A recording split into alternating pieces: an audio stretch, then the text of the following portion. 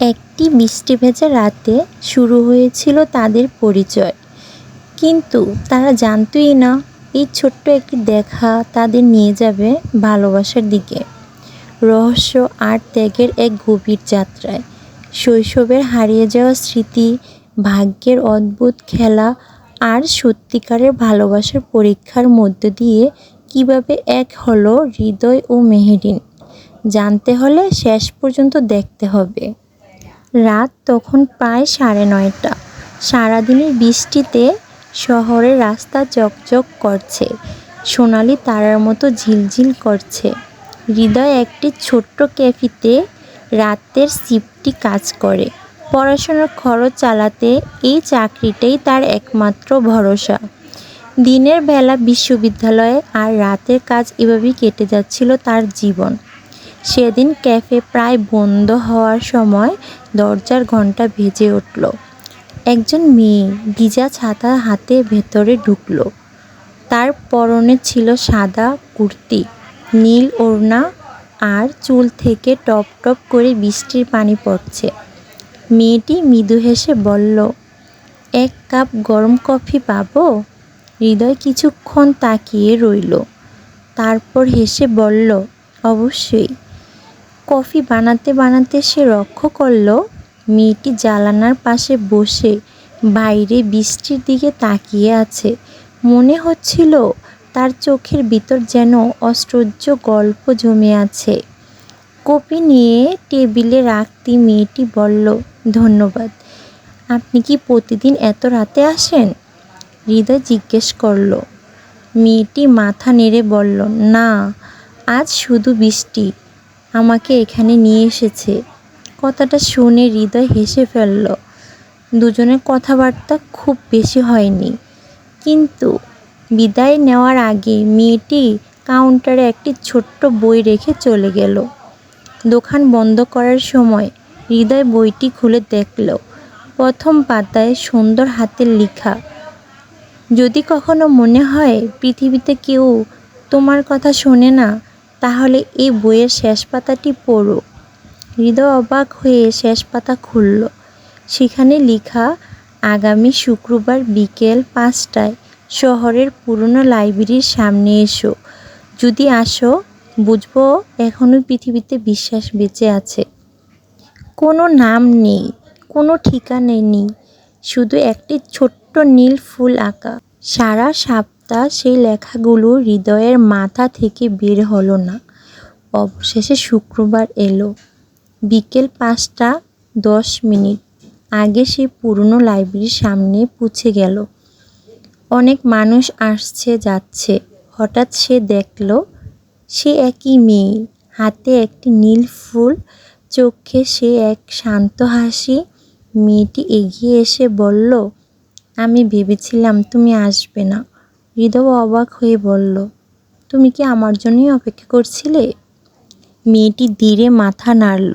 হ্যাঁ, কারণ আমার জীবনের সবচেয়ে বড় সিদ্ধান্ত নেওয়ার আগে একজন সত্যিকারের মানুষকে দরকার ছিল। কী সিদ্ধান্ত? মেয়েটি উত্তর দেওয়ার আগেই একটি কালো গাড়ি দ্রুত তাদের সামনে এসে থামল। দুজন লোক গাড়ি থেকে নেমে চারদিকে তাকাতে লাগলো। মেয়েটির মুখের রং ফ্যাকাশ হয়ে গেল। সে হৃদয়ের হাত শক্ত করে ধরে ফিসফিস করে বলল, চলো, এখনই এখান থেকে চলে যেতে হবে। হৃদয় কিছুই বুঝতে পারল না। এই মেয়েটির সঙ্গে দেখা হওয়ার পর তার জীবন আর কখনো আগের মতো থাকবে না। কালো গাড়িটি লাইব্রেরির সামনে থামতেই মেয়েটি হৃদয়ের হাত শক্ত করে ধরল এবং হৃদয় কিছুই বুঝতে পারল না। দুজন দ্রুত লাইব্রেরির পাশে সরু গলি থেকে দৌড়তে শুরু করলো। বৃষ্টির পানি জমে থাকা রাস্তায় ছপ ছপ শব্দ উঠছিল। কয়েক মিনিট দৌড়ানোর পর তারা একটি পুরনো বাড়ির সামনে এসে থামল। মেয়েটি হাঁপাতে হাঁপাতে বলল, এখন আমরা কিছুক্ষণের জন্য নিরাপদ। হৃদয়ে প্রথমবার জিজ্ঞেস করল, তোমার নামটা তো এখনো জানি না। মেয়েটি মৃদু হেসে বলল, আমার নাম মেহেরিন। আর আমি হৃদয়। আমি জানি, মেহেরিন শান্ত গলায় বলল। হৃদয় অবাক হয়ে তাকিয়ে রইল। তুমি আমার নাম জানো? কিভাবে?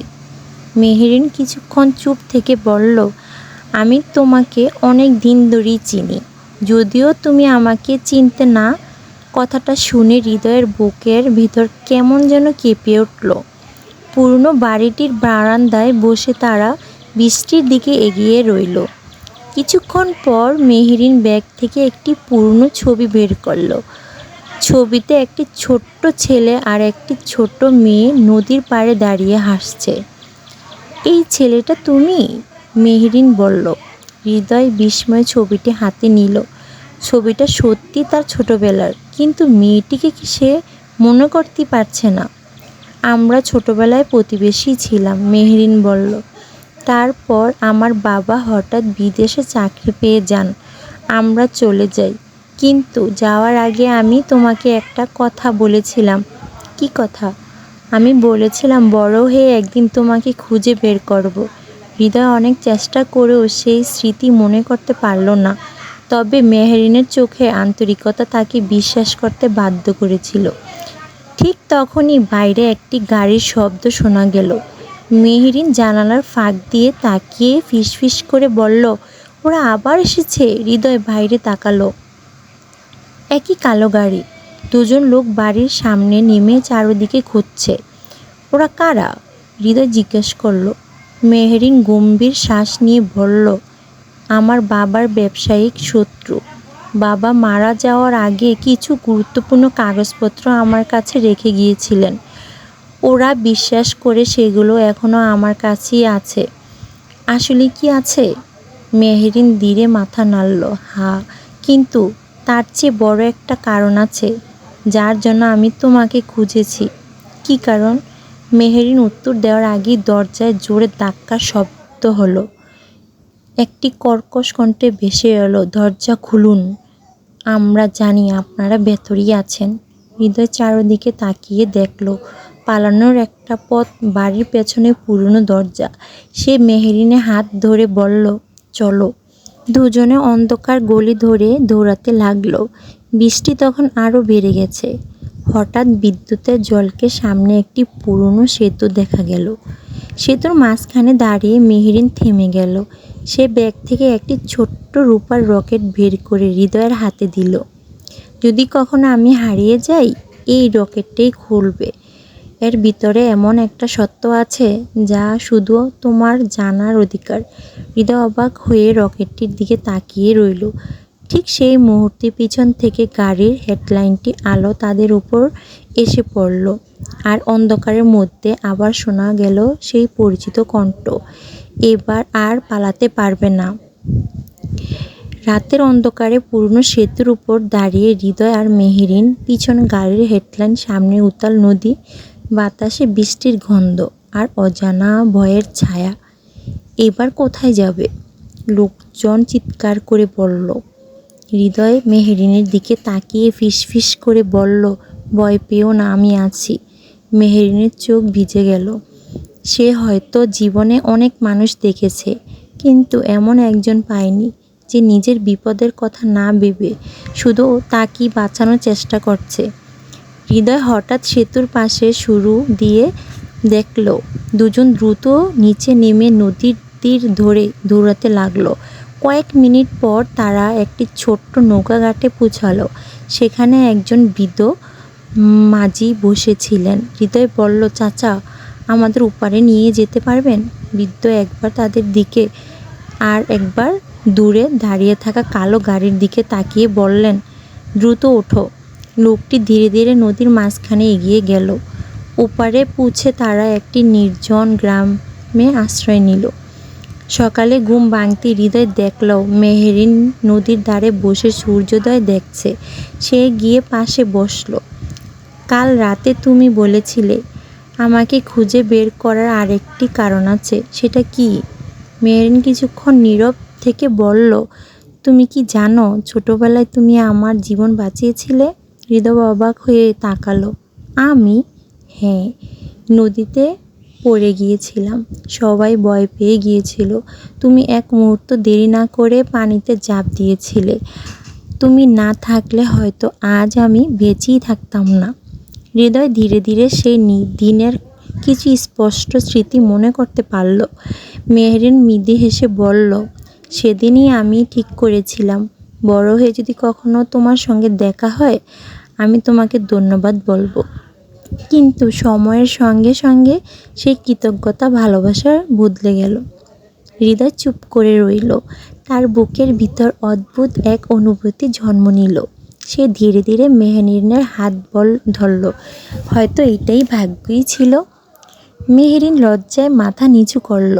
ঠিক তখনই গ্রামের মসজিদে আজানের ধ্বনি ভেসে এলো। চারদিকে এক অদ্ভুত শান্তি নেমে এলো। হৃদয় পকেট থেকে সেই রূপার রকেটটি বের করলো। এটা খুলবো? মেহরিন মাথা নাড়ল। রকেট খুলতেই ভেতর থেকে একটি ছোট্ট ছবি আর একটি ভাঁজ করা কাগজ বেরিয়ে এলো। ছবিতে দেখা গেল ছোট হৃদয় আর ছোট মেহরিন পাশাপাশি দাঁড়িয়ে আছে। কাগজে লেখা, যদি এই চিঠি তোমার হাতে পৌঁছায় তাহলে বুঝবে তোমরা আবার এক হয়েছ। জীবন যতই আসুক একে অপরের হাত কখনই ছাড়ব না। সত্যিকারের ভালোবাসা সব বাধাকে হার মানায়। চিঠির নিচে লেখা মেহরিনের বাবা। মেহরিনের চোখ জল ধরে রাখতে পারল না। সে বলল, বাবা সব জানতেন। হৃদয় তাকে শান্তভাবে কাছে টেনে নিল। ঠিক তখনই গ্রামের এক কিশোর দৌড়ে এসে হাঁপাতে হাঁপাতে বলল, আপনারা কি হৃদয় আর মেহরিন? হ্যাঁ, কেন? ছেলেটি আতঙ্কিত গলায় বলল, যারা আপনাদের খুঁজছে তারা এই গ্রামে ঢুকে পড়েছে। হৃদয় চারদিকে তাকালো। দূরে ধুলোর মধ্যে কয়েকটি কালো গাড়ি দ্রুত গ্রামের দিকে এগিয়ে আসছে। সে মেহরিনের হাত শক্ত করে ধরল। যতক্ষণ আমি বেঁচে আছি কেউ তোমার কোনো ক্ষতি করতেই পারবে না। মেহরিনের তার দিকে তাকিয়ে মৃদু হাসল। কিন্তু তারা কি জানতো আসল বিপদ এখনো শুরুই হয়নি। গ্রামের সরু রাস্তা দিয়ে একের পর এক কালো গাড়ি ঢুকছে। চারদিকে আতঙ্কিত ছড়িয়ে পড়ছে। গ্রামের মানুষ জানালা দরজা বন্ধ করে দিচ্ছে। কেউই বুঝতে পারছে না কারা এসেছে, কেন এসেছে। হৃদয় মেহরিনকে নিয়ে দ্রুত একটি পুরনো মন্দিরের পেছনে ঢুকিয়ে পড়ল। মেহরিন কাঁপা গলায় বলল, আমার জন্য তোমার জীবন ঝুঁকিতে পড়ছে। তুমি চাইলে এখনই চলে যেতে পারো। হৃদয় মৃদু হেসে তার দিকে তাকালো। ভালোবাসা যদি বিপদের সময় পাশে না দাঁড়ায় তাহলে সেটা শুধু একটি অনুভূতি। আমি তোমাকে একা রেখে কোথায় যাব না। মেহরিনের চোখ ভিজে গেল। সে ধীরে ধীরে হৃদয় আর কাঁধে মাথা রাখল। জীবনে এই প্রথম সে নিজেকে নিরাপদ মনে করছিল। হঠাৎ মন্দিরের ভিতর থেকে একজন বৃদ্ধ বেরিয়ে এলেন। সাদা দাড়ি, কাঁধে পুরনো চাদর, চোখে গম্ভীর শান্তি। তিনি দুজনকে দেখে বললেন, তোমরাই কি হৃদয় আর মেহরিন? দুজন অবাক হয়ে মাথা নাড়ল। বৃদ্ধ বললেন, তোমাদের জন্য আমি অনেক বছর ধরে অপেক্ষা করছি। হৃদয় বিস্মিত হয়ে জিজ্ঞাসা করল, আপনি আমাদের চেনেন? বৃদ্ধ পকেট থেকে একটি পুরনো খাম বের করলেন। তোমাদের বাবারা খুব ভালো বন্ধু ছিল আমার। তো মৃত্যুর আগে মেহরিনের বাবা এই চিঠি আমার কাছে রেখে গিয়েছিলেন। বলেছিলেন একদিন যদি হৃদয় আর মেহরিন একসঙ্গে আসে তাহলে যেন তাদের হাতে এটি তুলে দেই। মেহরিনের কাঁপা হাতে খামটি খুলল। ভেতরে চিঠিতে লেখা, প্রিয় মেহরিন, যদি তুমি এই চিঠি পড়ো তাহলে বুঝবে তুমি সেই মানুষটিকে খুঁজে পেয়েছ যার উপর আমি আমার জীবনের শেষ বিশ্বাস রেখে গিয়েছিলাম। হৃদয় শুধু একজন ভালো মানুষ নয়, সে এমন একজন যে নিজের সুখের চেয়ে অন্যের সুখ বেশি মূল্য দেয়। যদি সে তোমার পাশে থাকে তাহলে কোনো জ্বরই তোমার হারাতে পারবে না। চিঠি পড়ে মেহরিন কান্নায় ভেঙে পড়ল। হৃদয় তার হাত ধরল। আমি প্রতিশ্রুতি দিচ্ছি জীবনের শেষ দিন পর্যন্ত তোমার পাশে থাকব। মেহরিন চোখের জল মুছে হেসে বলল, আমিও। ঠিক তখনই বাইরে গুলির শব্দ শোনা গেল। বৃদ্ধ দ্রুত দরজা বন্ধ করে দিলেন। তিনি নিচু গলায় বললেন, ওরা এখানেই পৌঁছে গেছে। মন্দিরের পেছনে একটি গোপন পথ ছিল। বৃদ্ধ সেই পথ দেখিয়ে বললেন, এই পথ ধরে পাহাড়ের উপর চলে যাও, যেখানে একটি পুরনো বাড়ি আছে। আপাতত ওরাই নিরাপদ। হৃদয়ে মেহেরিন দৌড়াতে শুরু করলো। অনেক কষ্টে তারা পাহাড়ের চূড়ায় পৌঁছালো। সেখানে সত্যিই একটি ছোট কাঠের বাড়ি। বাড়ির বারান্দায় দাঁড়িয়ে তারা প্রথমবার একটু স্বস্তির নিঃশ্বাস ফেলল। রাত গভীর হলো, চারদিকে শুধু ঝিঁঝি পোকার ডাক। মেহেরিন বারান্দায় দাঁড়িয়ে আকাশের দিকে তাকিয়ে বলল, জানো, ছোটবেলা থেকে আমি একটা স্বপ্ন দেখতাম। কি স্বপ্ন?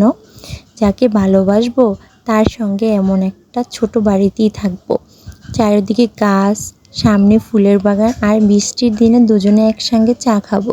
হৃদয় হেসে বলল, স্বপ্নটা খুব সুন্দর। তুমি কি সেই স্বপ্নের অংশ হতে চাও? হৃদয় কোনো কথা না বলে মেহেরিনের হাত নিজের হাতে তুলে নিল। যদি তুমি চাও তাহলে এই স্বপ্নটা আমরা একসঙ্গেই সত্যি করব। মেহেরিনের মুখে দীর্ঘদিন পর সত্যিকারের হাসি ফুটে উঠল।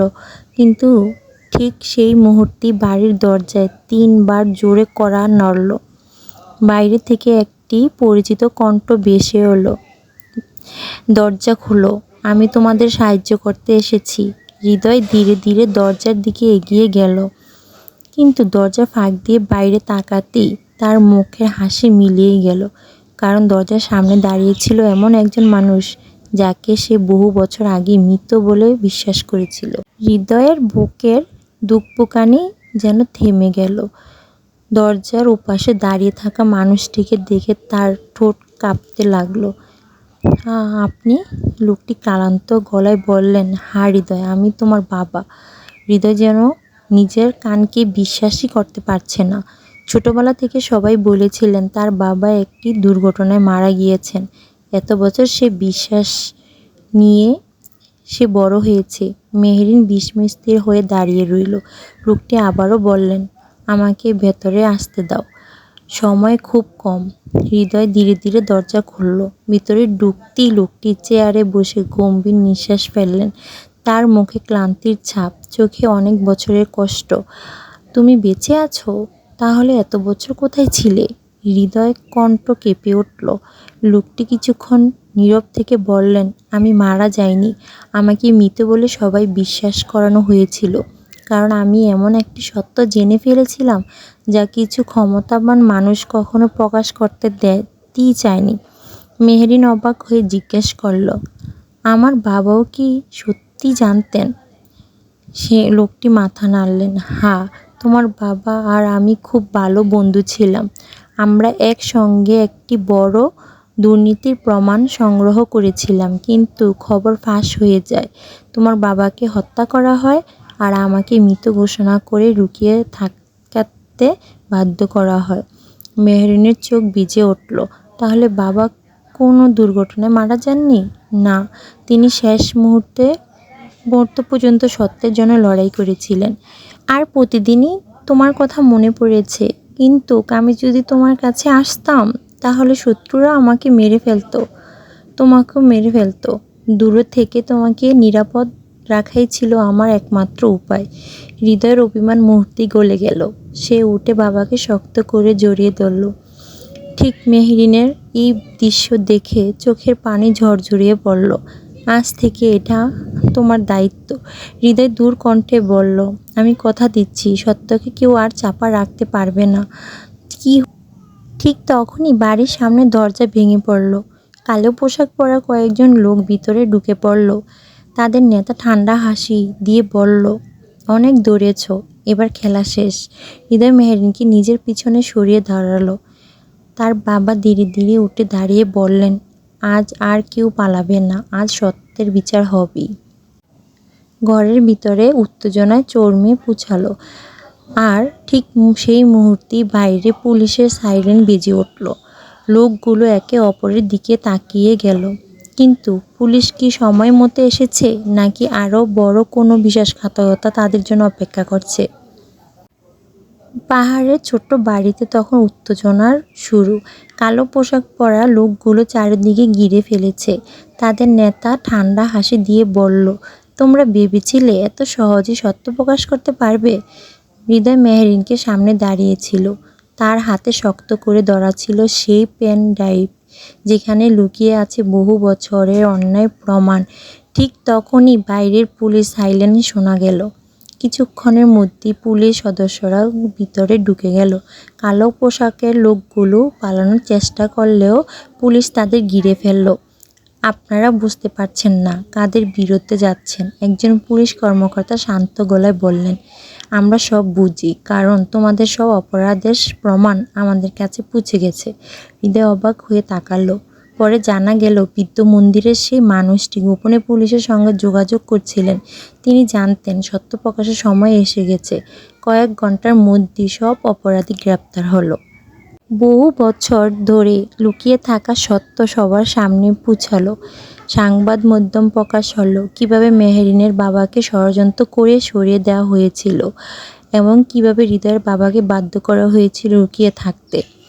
সত্যের জয় হলো, কিন্তু এই জয়ের মধ্যে কিছু কষ্ট ছিল। হৃদয়ের বাবা বহু বছরের বিচ্ছিন্নতার পর ছেলেকে কাছে ফিরে পেয়েছেন। তিনি প্রতিজ্ঞা করলেন জীবনের বাকিটা সময় তাদের সাথেই থাকবেন।